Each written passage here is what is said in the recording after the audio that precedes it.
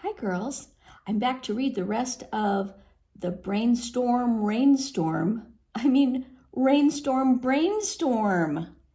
And if you remember, the girls are trying to come up with a present for Aunt Miranda. And just like all girls, everybody has different ideas because everybody's different. But then they found the tomorrow pile. And they're looking through that and they're working on it. So let's find out what ends up happening with all the things that they have found. Okay, this chapter is called Chapter 4, No Tools, No Present, No Fooling. The next morning, the girls were back in the garden, singing merrily to the tune of I'm a Little Teapot. I'm a little teapot. We're the Wellie Wishers, we like fun, here in the garden under the sun. We love Aunt Miranda, soon we'll say, it's your birthday, hip hip hooray. Did you hear our song, Kendall? Asked Ashlyn. Isn't it wonderful, said Emerson. Don't you love it? Kendall didn't answer. She just sat on the bench looking gloomy. Camille sat down next to Kendall. What's the matter, she asked. The song is right, said Kendall. Aunt Miranda's birthday is soon, but we don't have a present for her. You mean we don't have one yet, said Ashlyn. We might never have one, said Kendall. Never? Asked the girls in surprise. What do you mean? I can't find my tools, said Kendall. We need my tools to make the stuff from the tomorrow pile into presents. Uh-oh, the other girls said, looking sheepishly at one another. Sorry, Kendall, said Ashlyn. We were playing, and then it was time to go home, and I guess we forgot and left your tools under the tree. We'll go and get them right now, said Emerson. Come on, girls. Off they rushed to the shady tree. It had rained in the night, so the ground under the tree was wet, and fallen sticks and leaves had gloomed together. The girls had to search on their hands and knees, looking for Kendall's tools where they'd dropped them. It was hard to find them because the tools blended in so well with the sticks and leaves.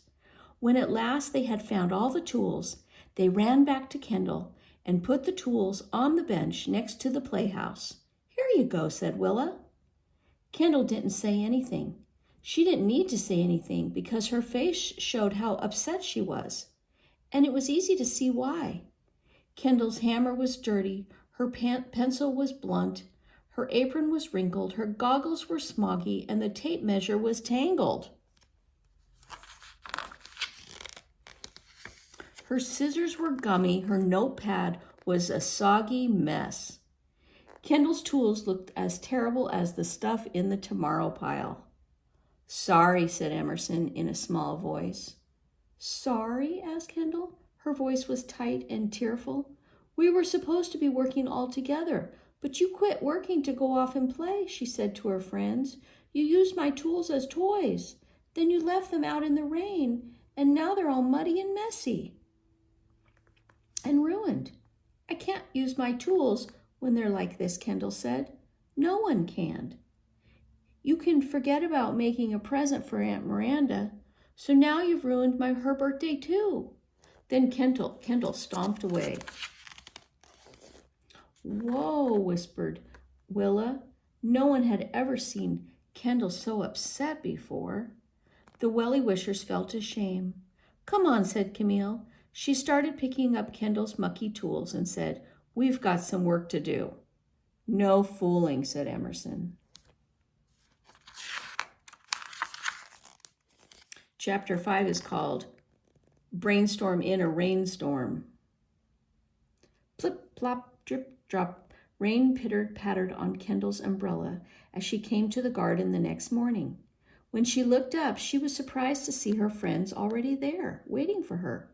Camille, Emerson, Ashlyn, and Willa sang to the tune of I'm a Little Teapot. We are very sorry, hear our song. We left your tools out, that was wrong. Now we will return them good as new. Please forgive us, Kendall, do. Cute. Willa held out her hand. Come with us, Kendall, she said. We have something to show you. Kendall took Willa's hand, and in a soggy parade, the Wellie Wishers splish-splashed their way to the playhouse.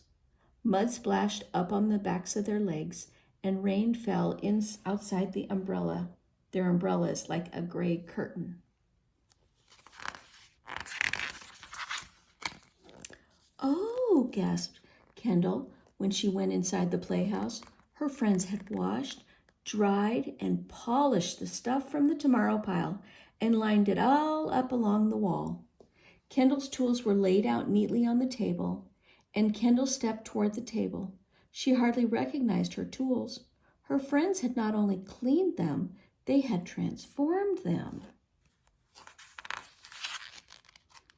The handle of her hammer was painted with jazzy stripes. The new cover of her notebook was decorated with ladybugs and flowers, and her tape measure was painted to look like a ladybug. The frames of her safety goggles were shiny clean, and even her pencil had a pretty blue tip that matched the scissors. Oh, said Kendall, touching her hammer and her ladybug tape measure. How did you do this? My tools look better than ever. And that's not all, announced Emerson. Ta-da! Emerson whisked Kendall's apron out from behind her back. Don't you love it? Isn't it wonderful? Oh, look at that. Yes, said Kendall, beaming. The apron was the most tremendous transformation of all. The girls had added cherry rickrack to the bottom hem, and best of all, a big flowery pocket to hold Emerson's tools. Emerson tied the apron around Kendall's waist, and Willa put Kendall's scissors, pencil, notebook, and safety goggles in the big pocket. Camille hung Kendall's hammer in its special holder. There, said Ashlyn, now you have the world's cutest tool belt. Oh, thank you, said Kendall, admiring her new apron and decorated tools. You're welcome, said the girls. We're sorry that we messed up your tools, said Emerson. Do you forgive us? Oh, yes, said Kendall wholeheartedly. I love my tools and my aprons. But, she paused, there's one thing that would make them even more wonderful. What? Asked the girls. This, said Kendall, handing her hammer to Camille, her scissors to Emerson, her notebook and pencil to Ashlyn, and her tape measure to Willa. Now my tools are perfect, because we're all using them together. Hooray, Willa said, waving the ladybug tape measure as if it were cheering. Let's go measure something. Yes, laughed Camille, making the hammer swim through the air like a seahorse. I'll come with you. Emerson picked up the mailbox and opened its door like a big mouth. Me too, said the lady.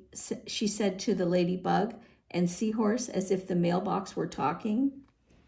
Ashlyn laughed. They're almost like puppets, she exclaimed.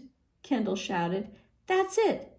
The other girls looked at Kendall. The only sound was the rat-a-tat-tat of the rain on the roof. I've had a brainstorm, said Kendall. A brainstorm? Asked Camille. Yes, said Kendall.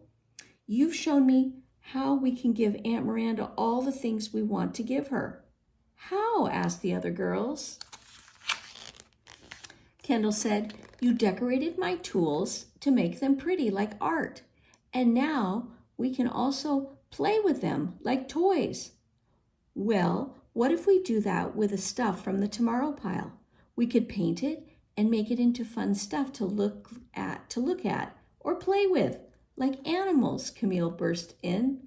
Or homes for animals, said Willa, with pretty decorations, added Ashlyn. Or like puppets, exclaimed Emerson, opening and shutting the mailbox again as if it were a mouth. Right? She made the mailbox say. Right, laughed Kendall. Now you're talking. And all 5 girls ran to the pile of stuff and began choosing things to make for Aunt Miranda. Oh, Chapter 6 is called Happy Birthday, Aunt Miranda. On the big day, Willa rang Aunt Miranda's doorbell, and then she opened the door and the girls sang, Happy birthday to you, happy birthday to you, happy birthday, Aunt Miranda, happy birthday to you. Oh, thank you for singing to me, said Aunt Miranda. We have birthday presents for you too, said Ashlyn, but they're not the kind you unwrap, said Camille. You'll love them, gushed Emerson. They're wonderful. Come with us, said Kendall, and the Wellie Wishers led Aunt Miranda to her first present. Aunt Miranda, we know how much you love all the animals that live here in the garden, said Willa, so I thought that you'd like a cozy home for some of them, she added jokingly. This home's for the birds. Oh, what a beautiful birdhouse, said Aunt Miranda. I'm sure that the birds in the garden will love it as much as I do. Thank you, Willa. Oh, I didn't make it all by myself, said Willa. We all work together. All of us work together on my idea, too, said Ashlyn. She tugged on Aunt Miranda's hand, pulling her farther along the garden path. I wanted the garden to look all ready for a party, so we made these decorations. Oh, how lovely, said Aunt Miranda. They're perfect for a party. Wait till you see my idea, said Emerson, skipping backward as the girls led Aunt Miranda to the stage. These are more decorations for the garden, said Emerson. But guess what? We made them look like a kitty and a puppy. Bravo, clapped Aunt Miranda.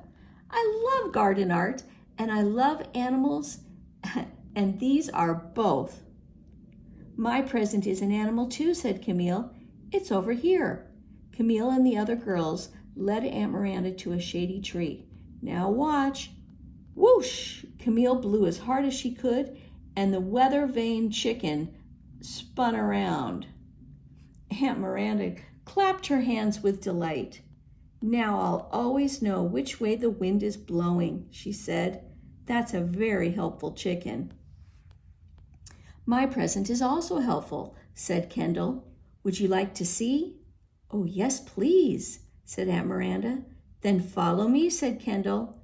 The other girls giggled as Kendall led Aunt Miranda to the old shed. At first, I wanted to give you a garden hose, said Kendall, but I think this signpost that we made will be just as useful and helpful as a hose. Oh, I think so too, agreed Aunt Miranda.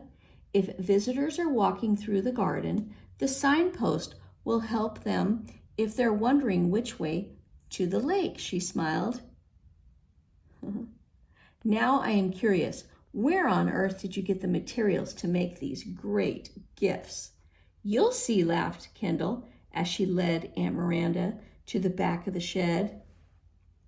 We used stuff from the tomorrow pile to make the presents, said Kendall. See, your pile is all gone. Oh my goodness, exclaimed Aunt Miranda. Thank you for clearing out that pile of old stuff for me. That's a great present too.